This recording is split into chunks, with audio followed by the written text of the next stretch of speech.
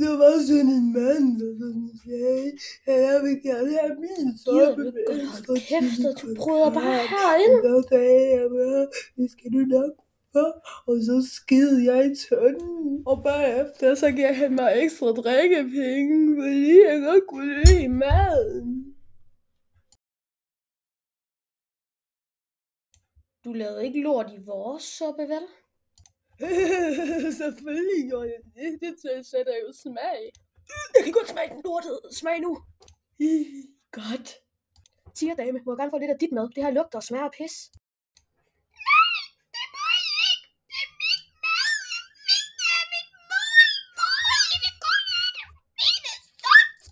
Men det smager jo mega godt, det her. Jeg kan ikke forstå, hvorfor vi ikke har Og det. for resten, suppen er lavet med pis.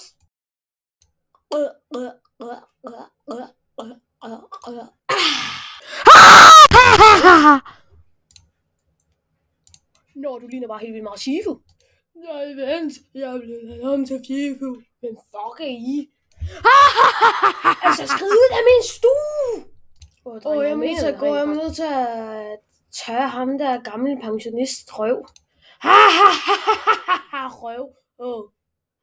To Shifu. Jeg er færdig med at tørre hans røv. Hvorfor kigger I bag mig? Han er færdig med at tørre hans røv. Hvad mener I? Jeg er her stadig. Master Shifu. Master Shifu. Master Shifu. Master Shifu. Master Shifu. Master Shifu. Master Shifu.